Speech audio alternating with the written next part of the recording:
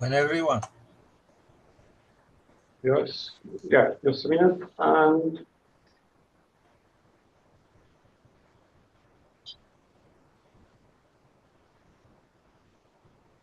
Let me see if I can. okay, it's ready. Let me just.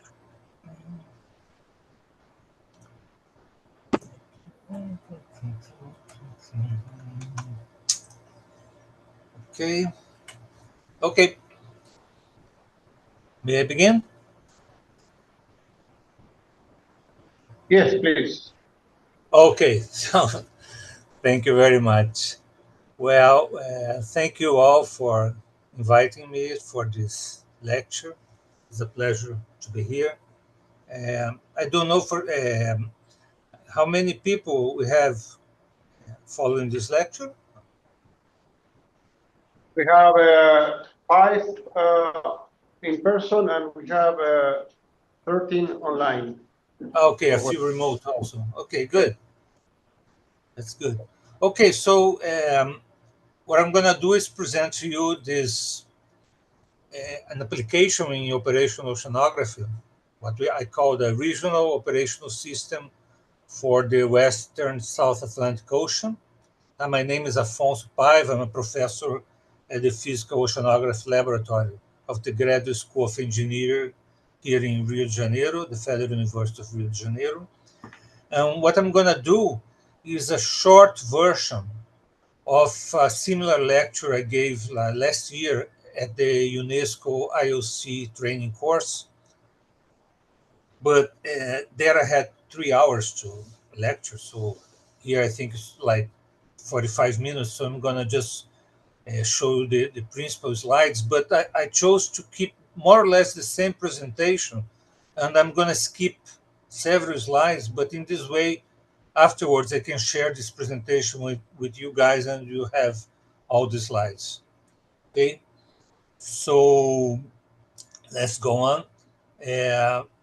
That's what I intend to do. I'm going to start with a few remarks about what I understand to be operational model. Yes? Could you share again your screen?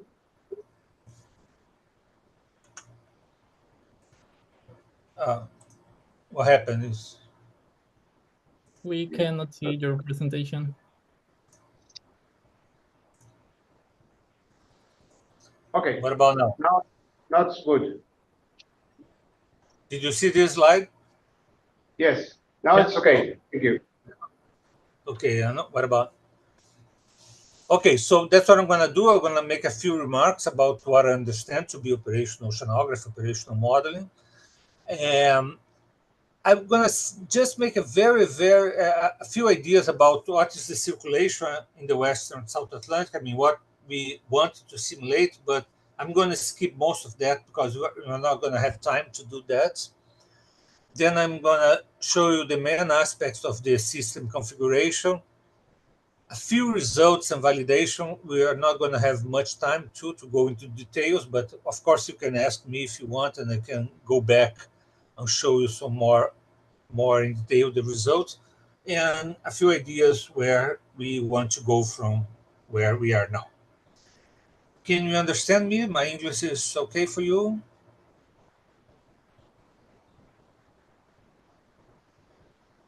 Yes, it's okay. Okay, thank you. Hope it's okay. So let's start that. A few remarks about operational modeling. And I guess you guys know that, right? What?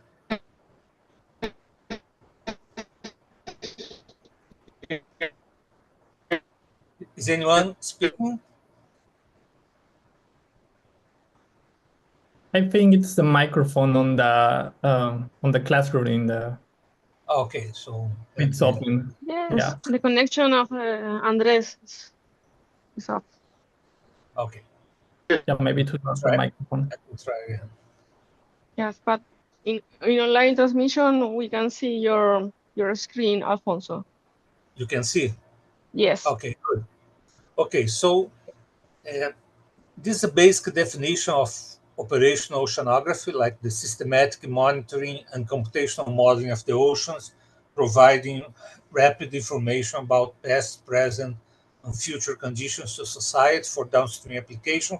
So it's an oceanography that's based on science, but is done towards general applications to society.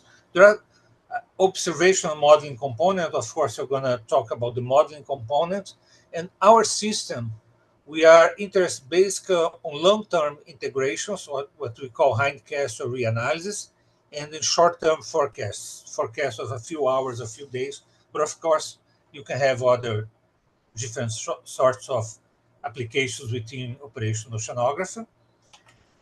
And there are several applications. You use that for understanding the ocean, for design of structures, environmental studies, studies of oil dispersions, search and rescue missions, offshore operation, fishing.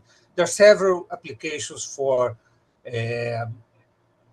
results of numerical modeling, both for hindcasts and forecasts. The major components, as I see it, of a modeling operational system include, of course, the ocean model, the boundary conditions that are going to give you the external forcing, the data simulation, I'm going to talk about that, quality control data used to assimilate, independent data to validate the simulations, and you need a lot of computer power. I'm going to start talking a little bit about ocean modeling in general terms and data simulation, and then we go to the other items. Well, again, I'm sure you guys all know that, but ocean models, I like to define as approximations of the real ocean. So they're never going to be exactly like the real ocean. They are just approximations based on physical laws, the hydrodynamic equations, solved by numerical methods with the aid of computational power. In this sort of applications that we're going to talk, we want to do what we call realistic models, models that are able to capture most of the phenomena that happens in a certain area. And one problem that we have with that is that some of the most important phenomena are non-deterministic or non-linear. What means that even if you have the better ocean model, will never be able to represent exactly what's going on in the ocean at a certain time, because the process is non-deterministic. So to go around that, we use data simulation. So what's data simulation? Is a methodology that combines in some optimal way the model solution with all the available data in order to bring the solution as close as possible to observations without creating spurious features in the model solution. So in the forecast, that's the main purpose, I understand, of this meeting, the data simulation is used to generate initial conditions, and you have an example here in this figure. On the left, you have altimeter. Hello? Okay. In the left, you have altimeter data, and in the right panel, you have the model solution for the same dates. So based on all the information we could provide to the model. So we can get close to the real state of the ocean, so to be able to start a forecast. That's an important step. So when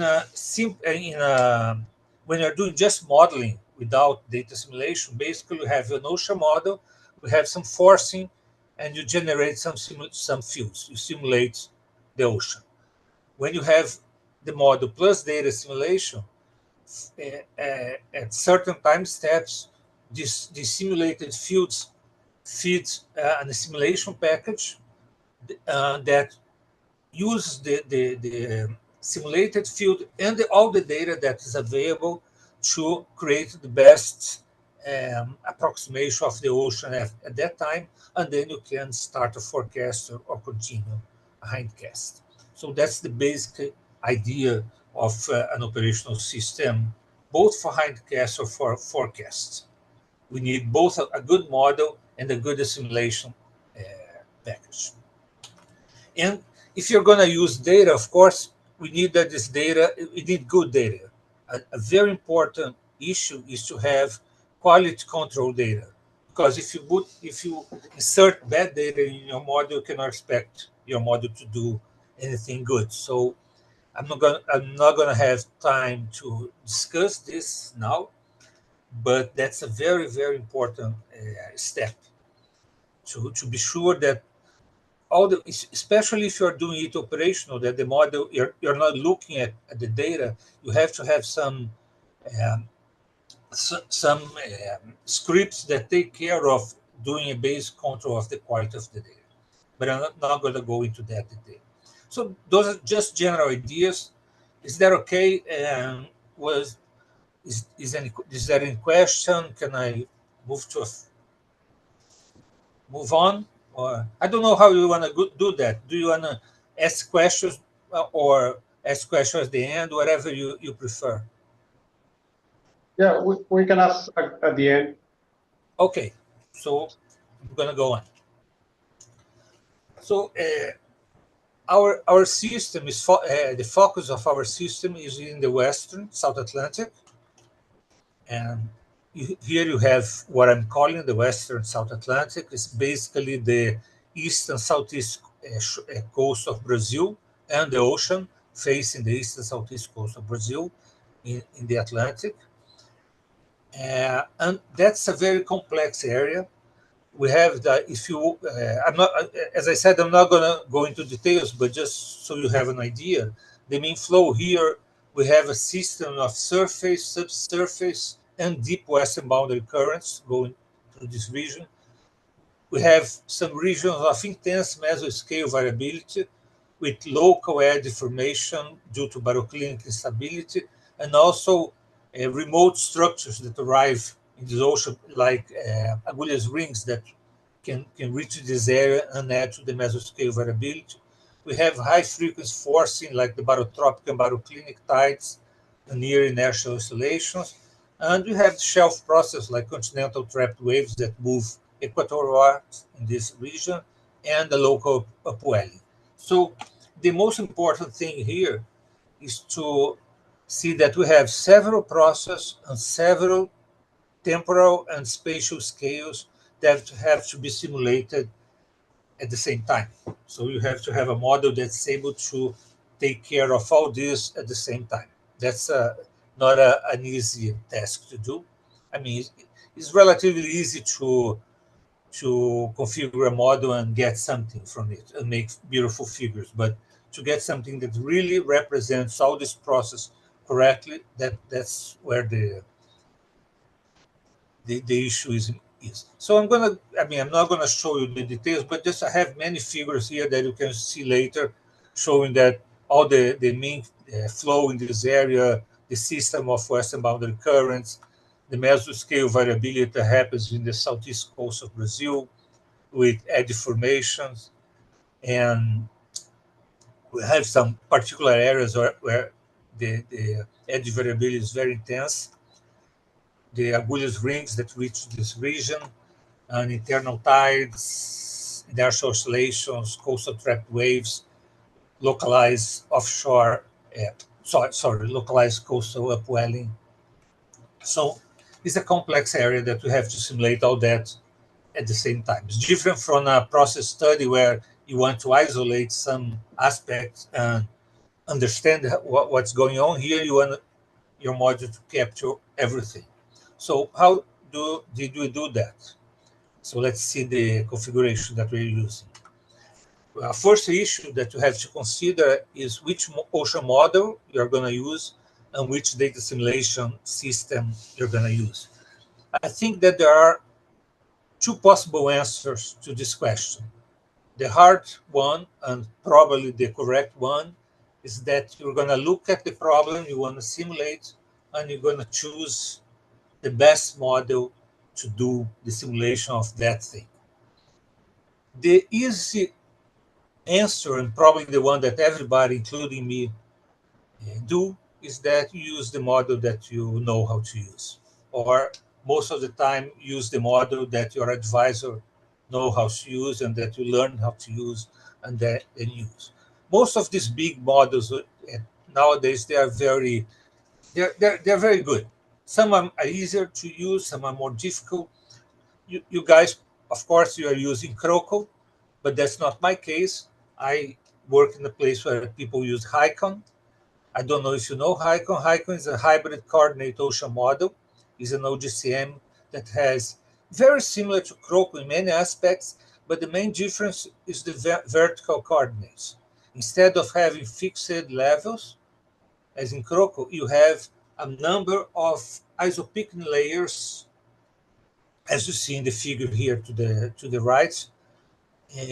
And that is considered to represent more, in a more realistic way, what goes on in the ocean, as we know that mixing the ocean is along isopycnic surface, more actually neutral surface, but closely to isopycnic surface.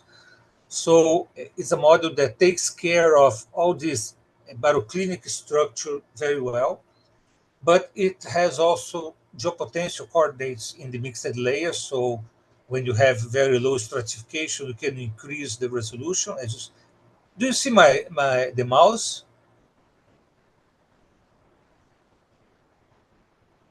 Yes. Hello? Yes. Yes. Yeah? Yes. Okay. So here you have the layers, here you have the Z coordinates, and in the shelf, the Z coordinates are changed to a sigma coordinates, terrain following, that I think is more like CROCO. So instead of using terrain following in the entire domain, we use only in the shelf areas. Then we change coordinates for different areas. But besides that, most of the things are very similar to CROCO, I guess. So we use HICON. For the assimilation system, we use the tendril assimilation system. It's a system developed from a colleague from India. It's older than 2022. That's just the reference. And it's a very simple assimilation package based on optimal interpolation.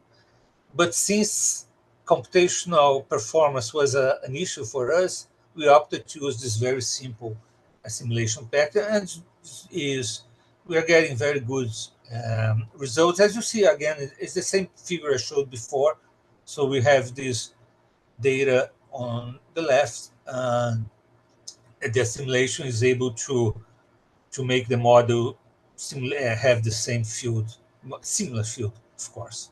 So, and the system that can assimilate the surface height, sea level anomalies, sea surface temperature, vertical profiles of temperature, salinity, velocity, and even all other kinds of data.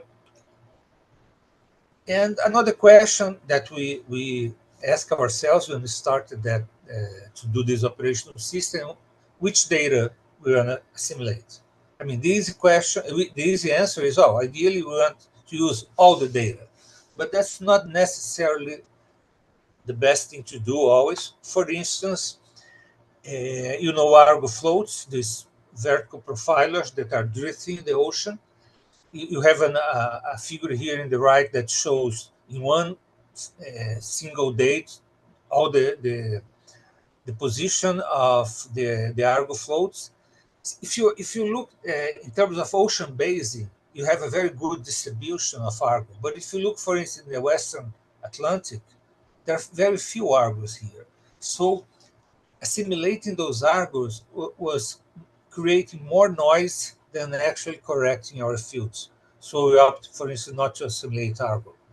So that's an issue of interest that you may think when you start doing your own system, that not necessarily you want to assimilate all the data. And also the few Argo that we have here, we use as independent data to compare our model, validate our model later. So that was the option.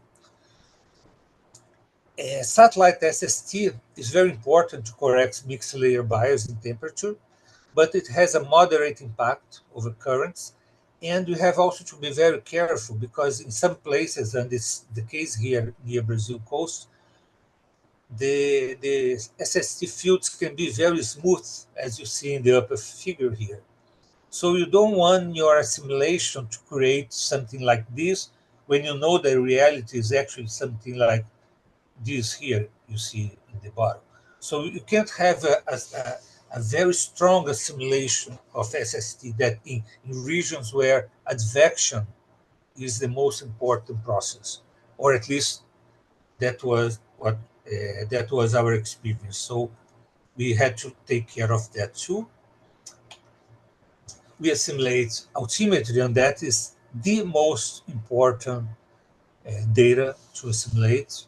And that's going to be the same for you. I'm quite sure of that, because that's where you can capture the mesoscale phenomena. The problem is that depending the area and depending the way you are doing the simulation, you may have a low coverage. And as you see in the upper panel here, that's all those tracks here are the tracks that the satellite pass in one. Those are all the tracks we had in one day. So that's what we can assimilate for this day, for instance, in a forecast. So we have large areas here without data. And you have, from this thing, change your model very careful without creating noise again. That's always an issue.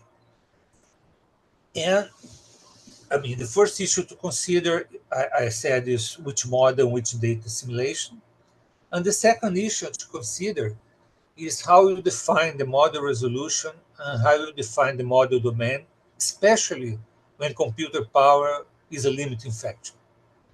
Actually, we could say that computer power is always a limiting factor, because if you have more computer power, you want to do more things, you want to include more process, and you're always using the computer the maximum you can. So you're always facing that problem of what can you do. So I'm not going to go into detail.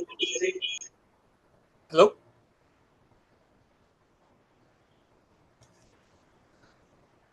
Someone asked, was there a question there? I think it was a random noise, so you can continue. Okay, sorry. Okay, so to do it model resolution, model domain, I mean, you want your resolution, you want a model with very high resolution so you can get all those spatial scales that you have in your region of interest. But the highest resolution, the more computer power it needs. So you can go around that way two ways. I mean, you can reduce the resolution or you can reduce the domain and do, instead of doing a global model, you do a regional model, but then you need data from the size to force this. So yeah, and you can do some nesting. There are some equations that can help you to calculate those things. I'm not going to go into that now, unless you guys want to work with that. You probably heard of the Rossby radius of deformation, the Courant Friedrich-Levy condition, but that's not the point here. So we want to do a model that's very efficient from the computer point of view, and that has enough resolution to simulate the process that we have in this region. That's the region that of our model. That's our model domain. We started that doing a hindcast, and at the time we chose to do a 124-degree resolution model, and we nested that region in a larger domain, a 112-degree resolution model of the entire Atlantic Ocean that was forced with climatology. That was a choice that we made at the time. When we moved to do the forecast, we needed that was very inefficient from a computer point of view, so we decided to nest our model into a global model like HICON or Mercator, but that allowed us to increase the resolution, so we use a 136-degree resolution model in the same domain. So we have these two strategies. Very quickly, the hindcast that we did, we had this 112-degree of the entire Atlantic, and that generates boundary conditions for this 124th degree. I'm not going to go into the details of the configuration unless you want to see that later. And for the forecast, we get the fields from the global HICON, for instance, and we nested our area our region there with 136 degree, about 2.5 kilometers. And again, those are the details, but I'm not going to go into that. You can see it, just the highlights here. So we are using HiCon with tendril system assimilation, resolution 136. Surface forcing, we need surface forcing not only in the past, but in the future. So we are using GFS. Lateral forcing, we using HiCon encoder, the global HiCon, but with addition of tides, and that was a very important thing because up to now there were no global models with tides available, freely available. So that's one of the good things of doing regional. You can improve the model for your particular interest. So we impose tides in the boundaries. And what we're doing, our system is running daily, and every day, that's this blue mark here, we go 2 days back and run the model 2 days, assimilating all the data with the tendril system. And from here, then we get again to today, and that's our analysis. And we run the model for 5 days and release a 5-day forecast.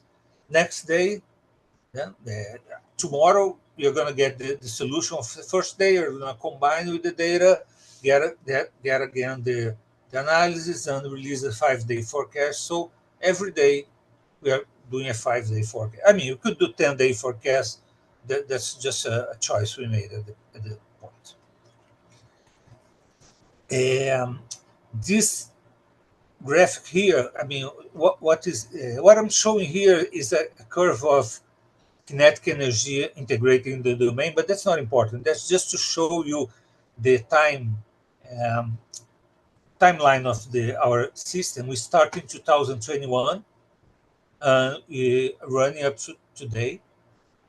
And as you see here, that's something that's very common also when you are doing an operational system. If you have something better, you want to change your model to improve your results.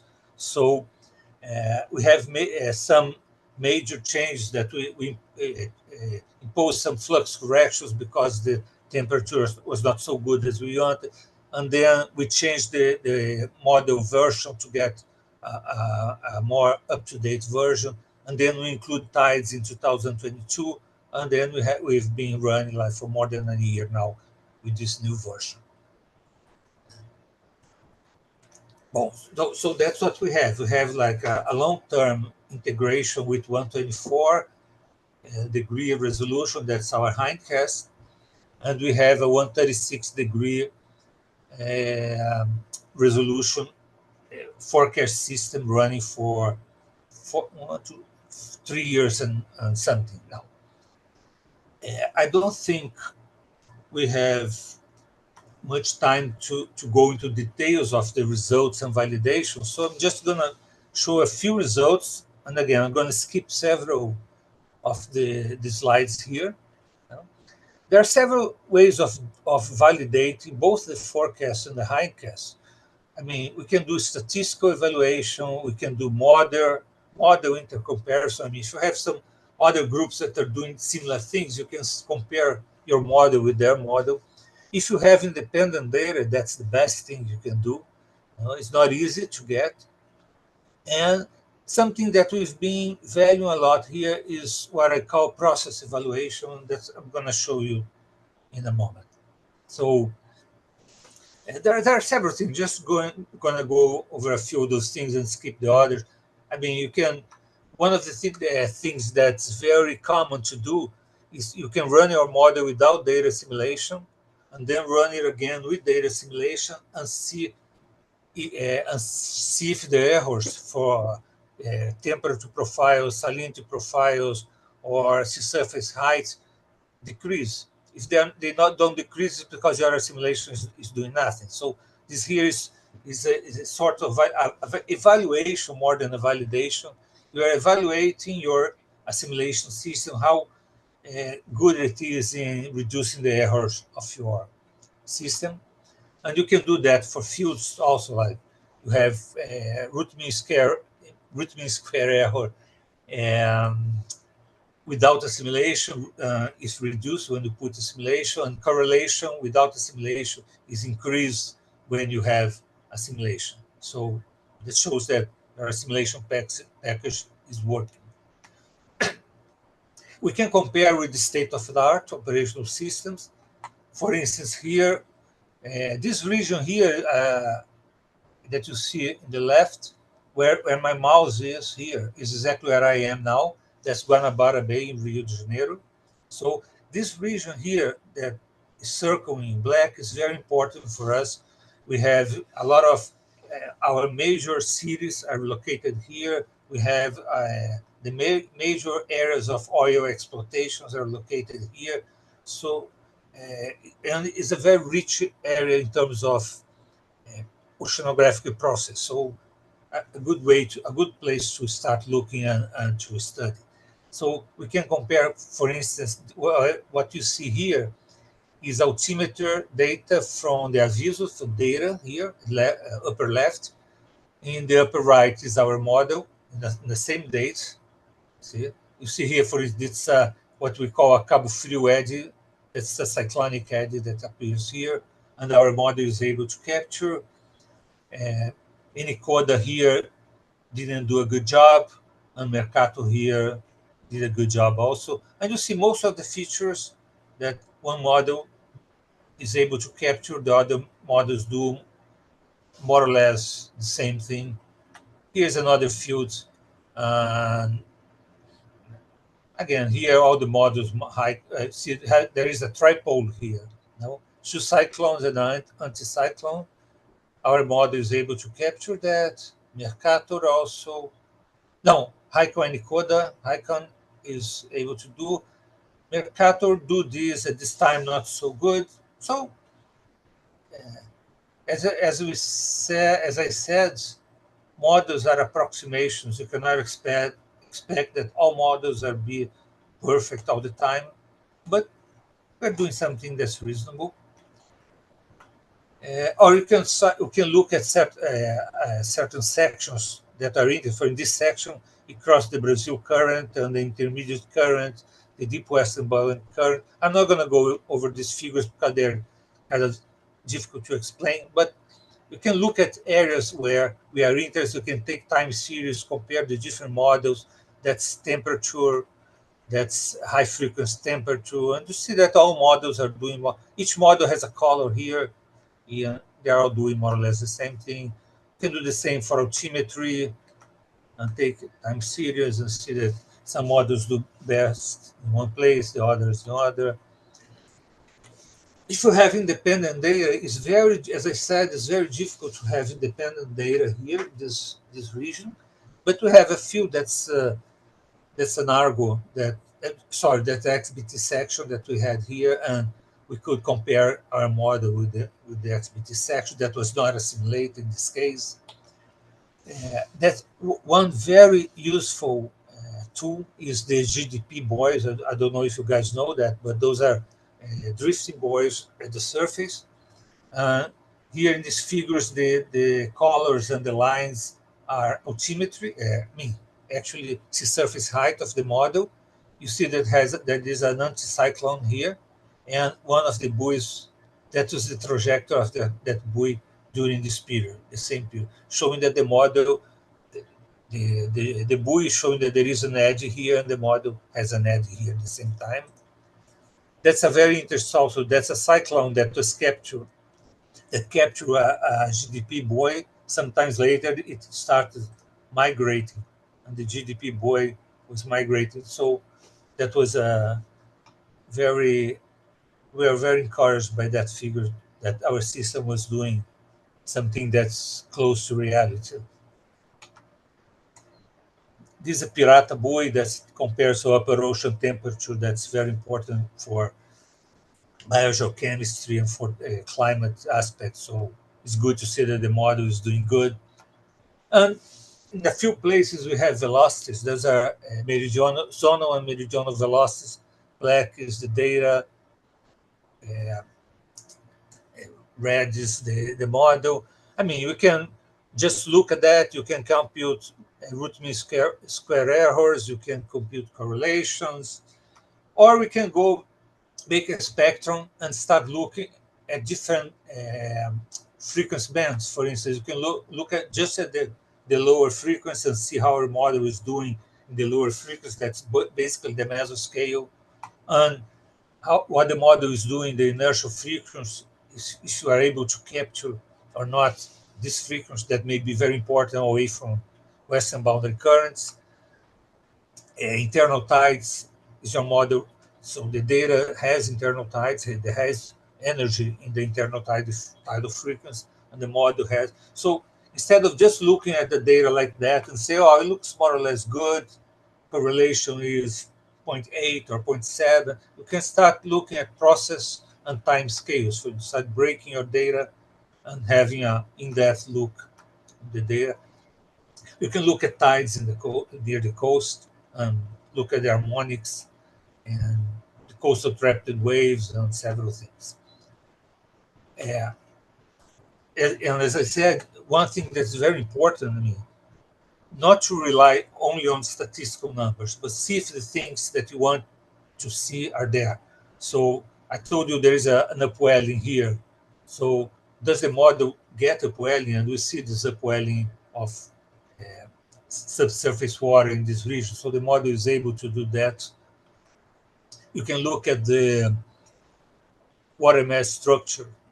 Does your model reproduce what you expected to see, or it changes the water masses? You can look at the vertical structure of temperature and salinity. You can go for some reason, see if the currents, the surface, subsurface, and deep currents that you expect they are there. And if you have data, you can see that if the transports that you are calculating along the coast, along the latitudes, they are within the range of the observations that you have. Those black dots are several observations made along many years at different places. So the model. I mean, I think the shadow area is 2 standard deviations. So most of the observations are within 2 standard deviations of the model. So looks promising. And again, you can see if the model, that's an interesting figure too, because you have in the left data, in the right model. In the upper panel, you have sea surface height and velocity. So that's what the data is telling us, that the Brazil current has a meandering here with 2 cyclones being formed here. And our model is able at this point to do. They're not exactly the same, but the model captures this behavior. When you look at the SST, you see that the satellite doesn't see that, because there are lots of clouds here. So most of the fields here of SST fields are interpolation. So actually the SST field doesn't see, and the model sees here this feature here and here. That's a much more reliable, consistent with this circulation than what the data is seeing. So you don't want your simulation to kill these things. That's an important issue to have in mind. And you can see other stuff. I'm going to just go a jump, because skip here, because we have half an hour already. So, but you have like velocity, many things. You are going to see that, and I will be pleased to answer any question. For the if for the hindcast we don't have much data, for the forecast we have less data, because here we don't. The measurements in Brazil now are not sufficient to cover this entire area. I'm going to skip that. We have tides. We can always see if our forecasts of tides are good, and they are. Forecasts of coastal trapped waves are very good too. We can use some GDP buoys and see if virtual buoys that we release in our model follow the path of a real GDP buoy, not only in the hindcast but in the forecast. So if the forecast, the simulation, the simulated trajectory are improve our forecast. Yeah, I mean, I got confused here with the English, but I hope you understood the idea here. So our simulation is better than persistence. And that's it.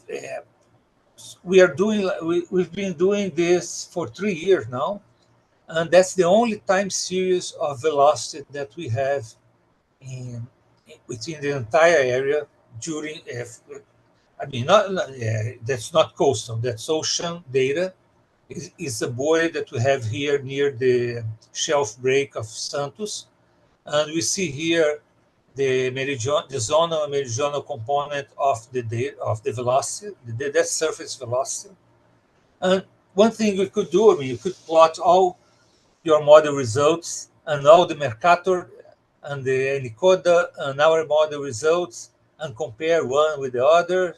And this, you don't see anything here, of course. Then you can do something better. You can look at the correlation. So what we see here, that's our forecast system. And that's the correlation of our analysis and the correlation of our first day forecast, second day, third day, fourth day, fifth day forecast. And this behavior is what we expect. And the farther away you get from your initial conditions, your correlation is going to decrease. And that's what we see in our system. That's what you see in Encoda, Mercator here a little less. Our system is on par with all the other systems, not so good. Mercator looks better here, and Encoda too. But if you look at zonal velocity, then our system is better than Mercator, is more or less equal to Encoda. So again, depends on what you're looking at, and at the time step, the time you're looking, you get different results.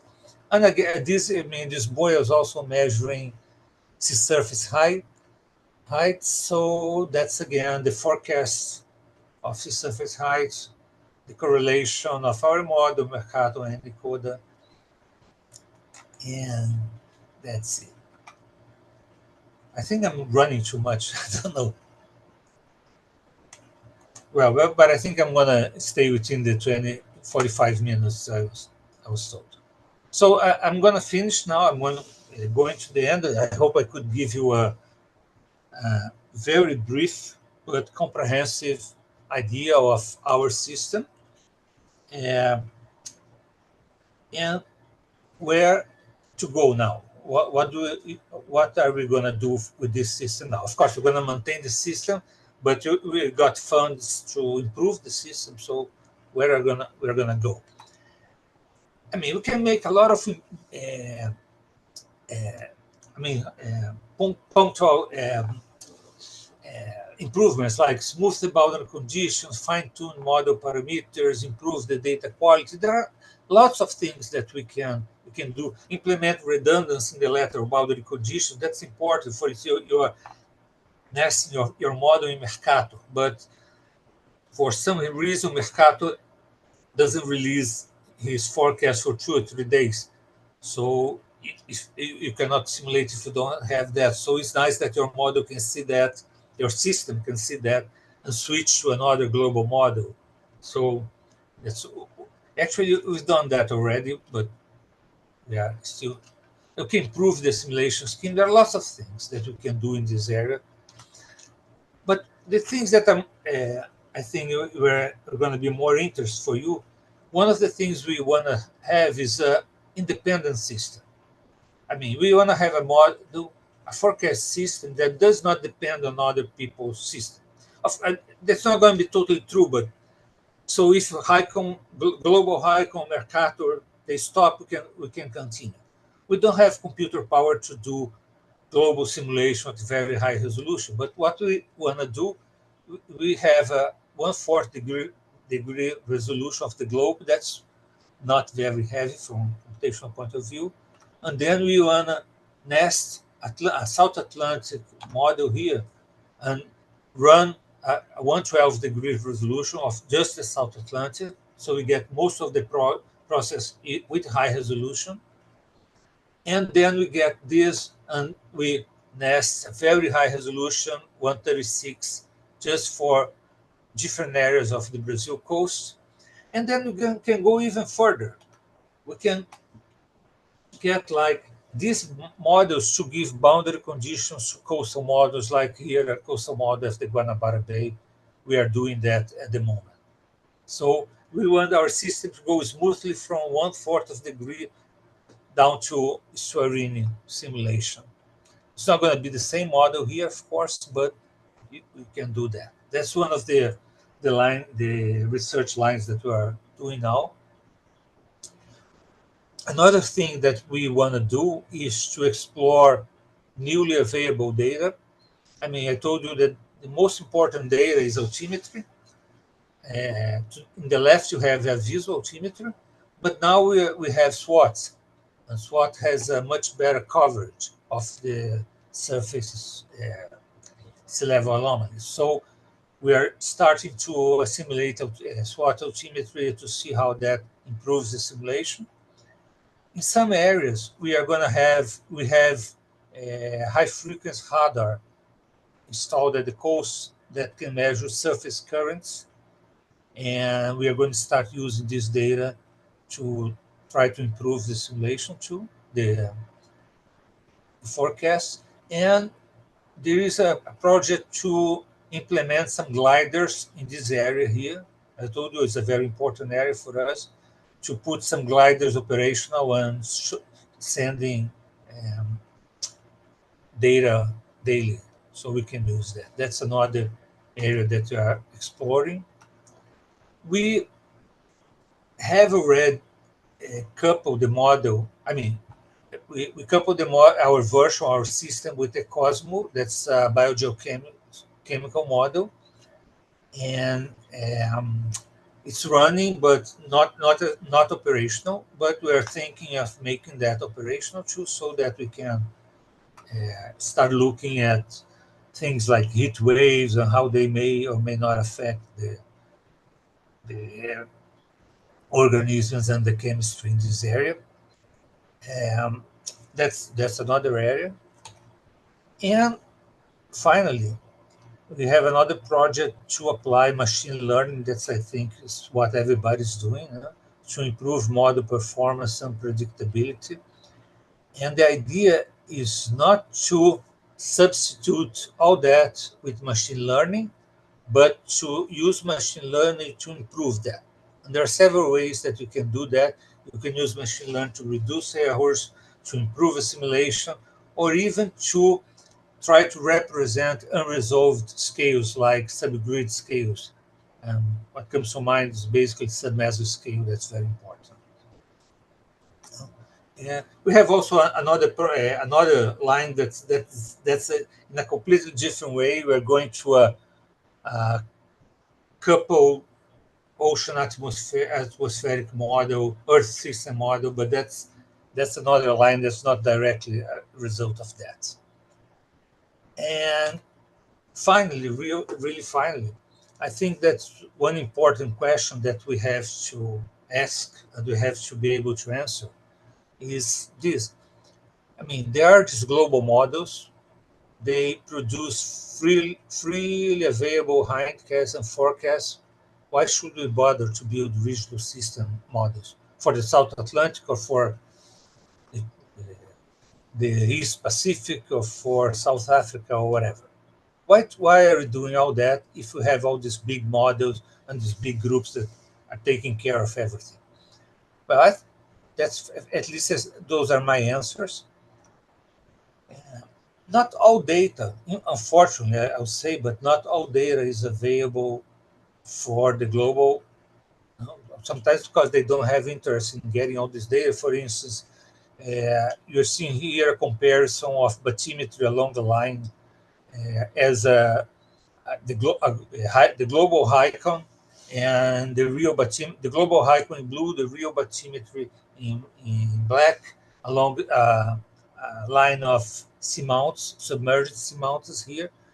And this real bathymetry is bathymetry with data from the Brazilian Navy there. So we can look with into more details if you are worried about a certain area that some group that's worked with a global model will not have time or not have interest to look at the details of this area. Yeah, and again, so you can increase the resolution in order to capture local phenomena. If you have a global model in 1/12 degree, but you think that your process requires larger resolution, so, and you cannot do a very high resolution global, so you can make a regional model with very high resolution. To include tides, that's something important, because up to now, I think now HICON is providing the results with tides. But up to now, up to the beginning of this year, it didn't have any global model with tides. So we can include that very easily in your coastal model, in your regional models. And that's very important for several applications, several applications near the coast. Again, you can again, you can improve model and the analysis, consider local process that may not be as interesting for the global system. I said that already, so I'm repeating myself. Not to be dependent on the availability of the global systems. We are, you want to have your own system that not necessarily depends on other systems. Of course, even the one that I showed you now, coming from global 1/4 to very high resolution, would be dependent of an atmospheric model. But we have a group working on atmospheric modeling here too, so that we may be independent also of the GFS. And maybe the most important one, we do that, at least in academia, in the university, to promote capacity building. All that I showed you was done by students, some of them funded, some part of this project funded, part not funded, but was done by a lot of students that learned with that are working in different places now.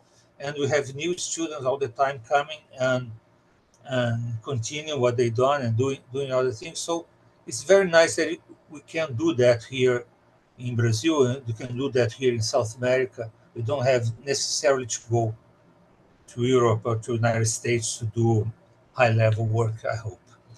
And so I finished my presentation with the faces of all those students. Those are the guys that really did all the things that I showed you. You may one day encounter some of them, and they may tell you more details. Okay, I hope my English is not so bad. It's been quite some time that I haven't a lecture in English, so hope you could understand what I said. And if you have any questions. Thank you. Thank you very much, Professor Paiva. It was very, very interesting presentation, very complete. And you have quite a complex system there running in Brazil. To start, I want to ask you about I guess for the forecasting system, you're assimilating to improve the initial condition of your forecasts. So yes. What is your time window for the data to be assimilated? In the hindcast, you asked for the forecast, okay, but in the hindcast, we were using a 7-day window. So center, 3-day, 4. You cannot do that, of course. So since we had that working, we made a 3-day window to the past. To the past, just a 3-day. But it's not exactly that, because let me show you here. So where is that thing is? You still see my yes here. Yes. So every day we go back 2 days. So here I have 3 days back and 2 days forward. So I can assimilate actually 5 days here. Then when I am here, I can assimilate 3 days and 1 day. When I'm here, I can only assimilate 3 days, and from there on, I will release the forecast. Because if not, we'll just be doing downscaling. If that's another option too. Because okay. So you assimilate the days that were calculated, assimilating other days. I don't think I understood your question. Can you repeat that? So for the analysis, you are simulating 2 days that have an accumulation window already. Yeah. Oh, okay. Interesting. Yeah. Actually, for instance, we are here today. The model is not going to start running from here. Yeah? We take the solution 2 days before, and we start a simulation, running the model for 2 days, assimilating all the data in a 7-day window, but that's going to be reduced until today. And then here we have the analysis, and then we simulate 5 days to the future. Okay. Questions?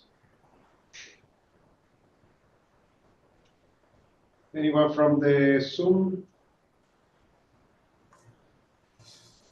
Alan? Yeah, thank you so much for your presentation, Alfonso. I was, my question is related maybe with Hector mentioned before. When you apply this data simulation, it's only in the initial condition, right? It's not that you apply this kind of data simulation in the days later or something like that. I was curious about this part. I mean, basically the application for this simulation, it's only at the beginning of the simulation, right? Yes.